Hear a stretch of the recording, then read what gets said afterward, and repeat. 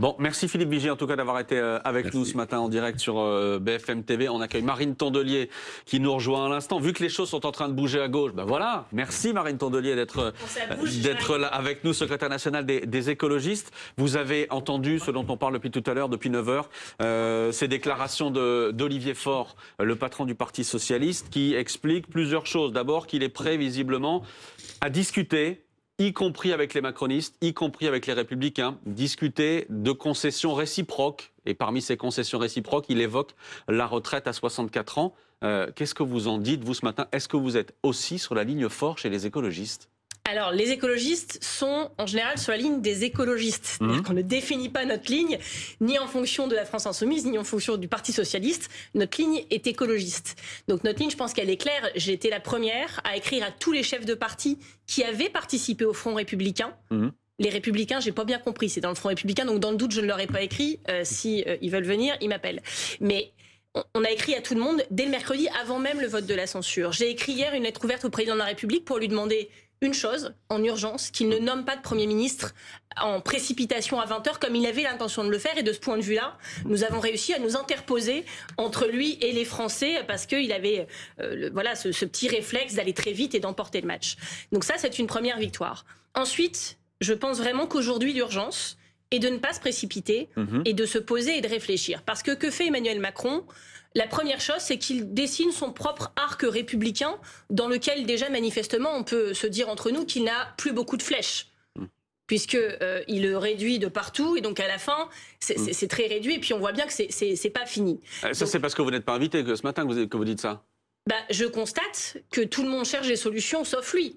Parce que vous voyez, nous, les écologistes, on est responsables. On a montré cet été que quand il fallait être là pour la France et pour respecter sa devise, on était fidèle à notre poste. Mais ferme sur nos valeurs et solide sur nos engagements, c'est sûrement ce qui dérange le président de la République qui choisit ses interlocuteurs. Ensuite, il n'assume pas reçu.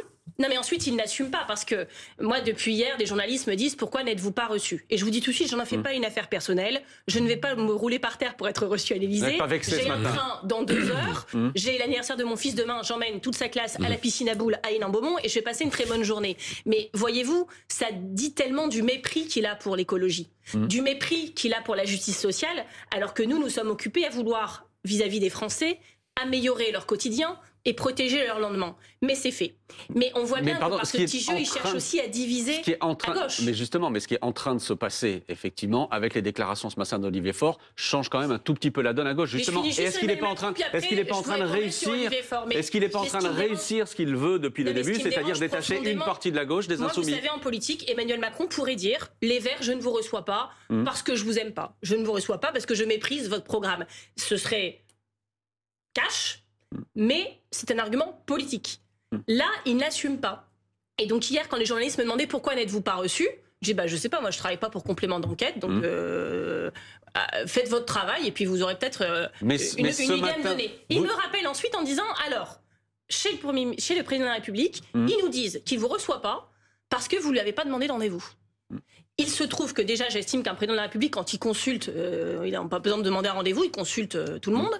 Et deuxièmement, je précise quand même que j'ai fait hier le JT de 13h de TF1 pour justement lui dire de ne pas nommer et de recevoir les chefs de partis politiques. Si ça, c'est pas demander rendez-vous. Ce matin, non mais Marine Tondelier, j'ai envoyé personnellement par texto le courrier de demande de rendez-vous sur son téléphone personnel à 13h. Donc, et pas de réponse pour l'instant, on a bien compris. Il a le droit de pas me répondre, il a le droit de pas me recevoir, mais pas d'utiliser de faux arguments. Qu'est-ce que vous dites? J'ai bien compris que vous ne vous positionnez pas par rapport aux autres, etc. Mais qu'est-ce que vous dites, Olivier Faure? Est-ce que le chemin qu'il est en train d'emprunter est le bon chemin pour vous ce matin à dire ok, on discute, on négocie, 2 concessions réciproques, il va falloir que tout le monde fasse des efforts. Est-ce que vous dites que c'est la bonne méthode, c'est la bonne solution? Moi je dis à Olivier Faure, attention. Je dis à Olivier Faure, vigilance. Parce que ce qu'est en train de faire le président de la République, c'est d'enfermer le Parti Socialiste dans un cercle de négociation qui exclut mécaniquement tous les partis qui revendiquent de mettre en première ligne de leurs préoccupations les classes populaires. C'est ça que fait Emmanuel Macron. Il enferme le Parti Socialiste dans le camp de ceux qui méprisent les classes populaires. Et le Parti Socialiste ne peut pas laisser faire ça. Parce que le Parti Socialiste, seul dans des négociations avec le parti d'Emmanuel Macron, le MoDem, Horizon, les Républicains, comment pensez-vous que va jouer le rapport de force? Mais ce que je ne comprends pas, c'est qu'hier, vous disiez qu'il faut qu'on se réunisse tous autour de la table. Que la solution soit trouvée dans le cadre du Front républicain. Mmh. Et entre le Front républicain, c'est-à-dire les partis qui représentent les électeurs qui ont fait le barrage au Rassemblement national et grâce à qui je les en remercie chaque jour de ma vie, Jordan Bardella n'est pas à Matignon aujourd'hui, et ce que propose Emmanuel Macron, le cadre de négociation aujourd'hui, il y a un petit hiatus. Je reprends la question de Tugdual-Denis, qui l'a dit mezzo voce. Est-ce que ce matin... Je crois que vous allez le dire de manière plus gentille. Oui, non, mais ce matin... Est-ce que le nouveau Front populaire est mort? Voilà. C'est sûrement ce que souhaite Emmanuel Macron, et le Parti socialiste ne peut pas tomber dans ce piège. Parce que moi, je peux me montrer responsable, écrire à tous les chefs de parti. D'ailleurs, tous, j'ai pu les avoir au téléphone, sauf un, Gabriel Attal. Et donc, je vous dis, entre la provocation d'Emmanuel Macron, la non-réponse de Gabriel Attal, un point plus un point, ça fait une ligne. OK? Mais donc, ce que je dis au Parti socialiste, c'est que nous devons être fidèles aux électeurs de juin et juillet dernier. Mais donc, ça veut dire... Je suis fidèle à la promesse du nouveau Front populaire. Mais est-ce que ça veut dire, par exemple, que sur la réforme des retraites, c'est... mais écoutez, c'est inadmissible de considérer qu'on pourrait éventuellement laisser passer finalement la réforme à 64 ans. Si vous commencez votre négociation en lâchant le point sur lequel les Français sont les plus remontés, sur lesquels, y compris, il y a une majorité à l'Assemblée nationale pour tenir, alors vous commencez mal votre négociation. Et surtout, je vous dis une chose. Il digère la réforme. Mais je vous dis une chose. On renonce à la nouvelle réforme qui ramène à 62 ans, ou 60, non 62, mais on gèle celle de 64. Mais je vous dis une chose, le nouveau Front populaire, il est né parce qu'il y avait une urgence dans ce pays et qu'il a gagné parce que les électeurs avaient besoin de cet espoir, de ce souffle, de ce sursaut. Ils y ont contribué et on ne peut pas les trahir. Et le Parti socialiste ne peut pas commencer par larguer les amarres, en disant « Ciao, nouveau Front populaire, nous allons maintenant discuter avec les Républicains ». Personne ne le comprendrait, y compris au sein de leur propre famille politique. Et donc je pense que si c'est la voie qu'ils ont l'intention d'employer, alors ils se fourvoient. Je le dis très clairement et j'adresse cet avertissement à Olivier Faure, parce que, vous savez, ce genre de renoncement, on en a connu de la part du Parti socialiste. Ça se paye cher, très cher et très longtemps. Mais donc, ils le savent. Il y a un monde où vous pouvez gouverner avec les Républicains ou pas? Moi, j'ai toujours dit qu'il fallait discuter avec tout le monde et d'un plan d'urgence, et y compris si c'est un gouvernement transitoire, et un truc vraiment hors norme exceptionnel. Parce que je pense qu'à situation exceptionnelle, solution exceptionnelle. Mais discuter avec tout le monde ne veut pas dire gouverner tous ensemble. Et puis, surtout, moi, ce qui m'intéresse, c'est pas qui, c'est pourquoi faire. C'est pour ça que sur ces retraites, je commence par mettre une alerte ferme. Si on commence par calancher sur ce sujet-là, alors après on fait quoi? On largue l'écologie, après on largue la justice fiscale, et on arrive où? Un point de méthode, est-ce que vous vous êtes parlé hier entre leaders du nouveau Front populaire après l'allocution d'Emmanuel Macron pour on se parle tout le temps. Mais par exemple Olivier Faure, il vous a dit... Je l'ai eu au téléphone encore en me couchant et je peux vous dire qu'il était tard. Mais il vous a dit qu'il allait qu'ils allaient accepter le rendez-vous, vous êtes expliqué sur ce point-là? Oui, il m'a dit qu'il accepterait le rendez-vous, ce que je peux comprendre. On ne boycotte pas des rendez-vous chez le président dans des périodes aussi dures pour les Français. Ce à quoi je ne m'attendais pas, c'est ce qu'il dit ce matin sur France Info. Après, je vais vous dire... Ça, c'était pas dans votre discussion? Non, mais on est dans les chefs de partis, différents au sein d'une même coalition. Donc c'est normal qu'on ne soit pas toujours d'accord. Moi, je n'ai aucun problème avec ça. C'est normal que les insoumis continuent à demander la démission de Macron. C'est très insoumis. Et c'est normal que les socialistes disent nous, on veut plutôt discuter. Par contre... Il ne vous avait pas dit qu'il irait aussi loin ce matin? Je trouve que ça vire de bord très vite et qu'on ne peut pas, dans des moments comme ça durs, il faut prendre de la hauteur et rester très très calme, voire très très frais. Si ça commence par des virages à 350 sur l'autoroute, alors c'est compliqué. Mais Marine Tondelier, pardon Mathieu, juste pour préciser encore les choses, est-ce que vous seriez prête à entrer dans une forme de coalition qui écarterait les insoumis? Vous vous doutez bien que si je ne suis pas invitée à l'Élysée ce matin, c'est que je suis réputée être un peu solide sur mes appuis et être assez vertébrée politiquement. Ce qui ne serait pas le cas donc d'Olivier Faure, si je vous suis. Je constate que Emmanuel Macron choisit ses interlocuteurs et ça m'interpelle. Et donc j'en appelle à la responsabilité du Parti socialiste. Je ne comprends pas en fait ce que vous voulez faire. Et j'en appelle à la promesse de début du nouveau Front populaire. Mais donc je ne comprends pas ce que vous voulez faire. Je ne comprends pas ce que vous voulez faire. Je vous dis qu'il y a eu 2 faits politiques majeurs cet été. Le premier, c'est que l'immense majorité des députés qui sont à l'Assemblée nationale, c'est-à-dire si j'enlève le RN et Ciotti, ont été élus par des gens en partie qui voulaient voter pour leur programme, mais aussi très majoritairement par des gens qui voulaient faire barrage au Rassemblement national.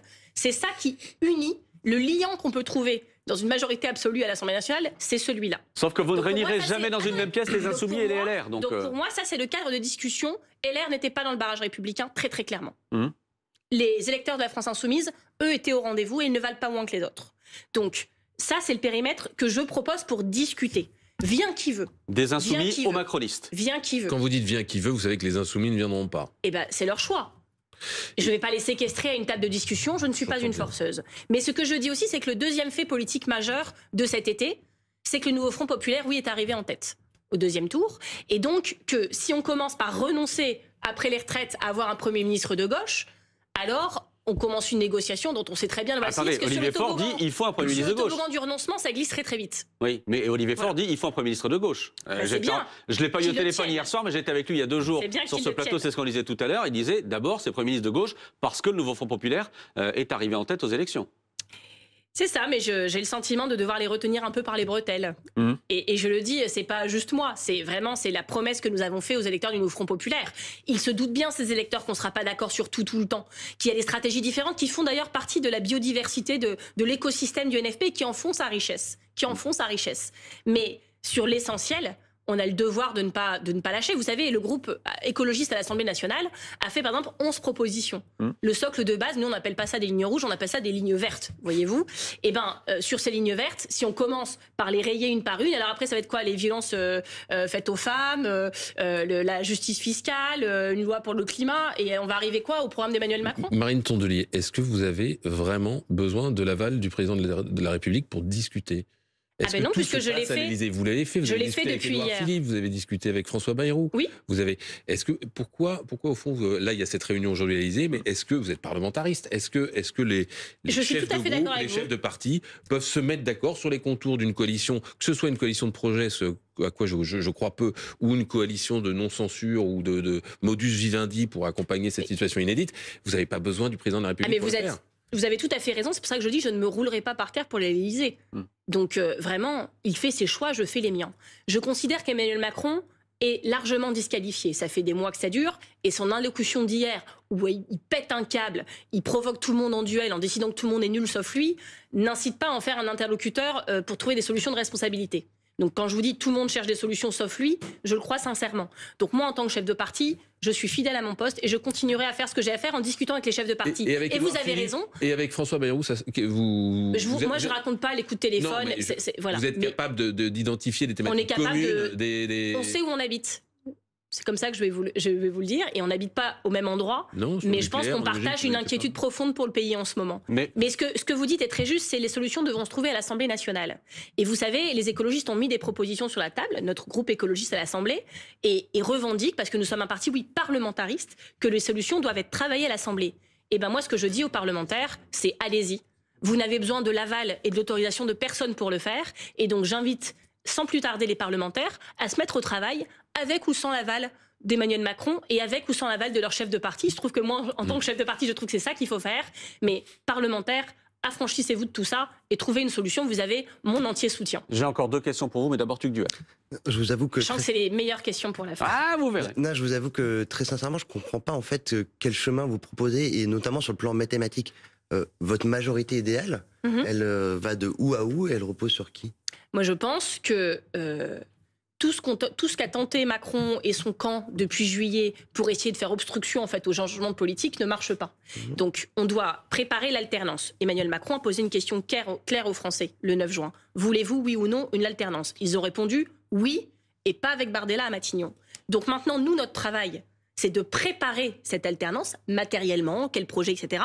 Et lui, son seul rôle, à Emmanuel Macron, son seul devoir, c'est d'y consentir. D'accord, mais vous, c'est qui, plus qui? Je vous ai dit, pour moi, la solution doit s'inscrire dans le cadre du Front républicain à l'Assemblée nationale. Et pour ce qui est du gouvernement, vous connaissez ma ligne. Premier ministre issu des rangs du nouveau Front populaire. On peut discuter de qui, mais surtout, avant de pourquoi faire. Et donc, il faut, oui, un gouvernement du nouveau Front populaire, avec beaucoup la société civile. Vous voyez que la société civile est en train de bouger beaucoup aussi, parce qu'ils sont terriblement inquiets, ils sont en première ligne sur les causes qu'ils défendent. Donc travaillons en gouvernement avec des gens qui sont quand même compacts. Moi, ces histoires de gouvernement technique, ou de dire on va mettre des gens qui n'ont aucun rapport, tout d'un coup ils vont être d'accord, ça ne marchera pas. Il faut un gouvernement compact, un gouvernement de combat. Parce que c'est ça, on n'a jamais eu autant besoin de politique. Et Gabriel Attal dans le même gouvernement? Non, c'est ce que je suis en train de vous dire. Le gouvernement doit être compact et cohérent. Et ce gouvernement doit aller discuter d'une majorité parlementaire à l'Assemblée. Je pense que sur la réforme des retraites, voyez-vous, pour l'abroger, on a une majorité à l'Assemblée. Mais vous avez une majorité avec le Rassemblement national, Marine Tondelier, sur la réforme des retraites. Donc, oui, mais vous ne pouvez pas dire le message des Français du Front républicain et aller vous accommoder des voix du Rassemblement national. Mais vous savez, Monsieur Croissando, je suis élu depuis 10 ans dans l'opposition à ces gens et Hénin Beaumont. Personne ne pourra me faire le reproche de ne pas être au rendez-vous de l'histoire sur ces sujets. Je pense que je l'ai montré tout l'été. Je ne ferai jamais de négociations de couloir et de négociations de tout court avec le Rassemblement national, à la grande différence de ce qu'a fait Michel Barnier, qui a capitulé en faisant un communiqué de presse, en citant Marine Le Pen, mais il n'a pas capitulé en son nom, ça c'est son droit. Il a capitulé au nom des institutions, sur du papier en tête de Matignon, et ça, je ne le lui pardonnerai jamais. Donc je ne prends de leçons de morale sur rien.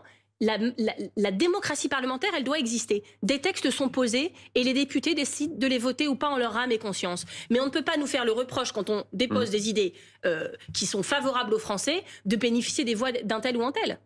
C'est la vie, j'ai envie de vous dire. Ça, c'est la démocratie parlementaire. Pas les renoncements, pas leur servir de paillasson et pas aller se faire des négociations avec eux. Ça, nous ne le ferons pas. 2 questions courtes, Marine Tondelier. Vous en rajoutez une à chaque fois. Mais non, j'ai dit 2. Non, j'avais dit 2. Ah oui, c'était en plus. Il est 9h36. Dans 2h24, oui. Olivier Faure a rendez-vous à l'Élysée. Est-ce que vous allez l'appeler entre-temps? C'est vraisemblable, oui. C'est vraisemblable. Donc en sortant de ce studio, vous l'appelez pour l'engueuler? Je pense que c'est mon coup de fil suivant. Ah, c'est le coup de fil suivant, ok, pour l'engueuler. Ah bah attendez, c'est pas une émission de télé-réalité, hein, je vais pas... Non, mais j'essaie de voir ce qui va se passer. Tout en direct, ça nous regarde. Et dernière question, si Emmanuel Macron vous appelle pour vous voir ce week-end, Élysée ou piscine à boules pour le... Oui, mais moi je suis pas comme Emmanuel Macron, vous voyez-vous, j'ai pas de jet privé qui me ramène du Pas-de-Calais en 10 minutes quand non, mais je dois être quelque c'est pas non plus le fin fond. Donc j'irai à la vitesse du TGV, mais vous l'ai indiqué, vous m'avez demandé de venir à votre émission, je vous en remercie. J'ai un rendez-vous à 10h et puis après j'ai un train pour rentrer chez moi. Bon, merci. Bon anniversaire et bonne piscine à boules en tout cas. Merci. Merci à vous, Marine Tondelier. Dans un instant, on sera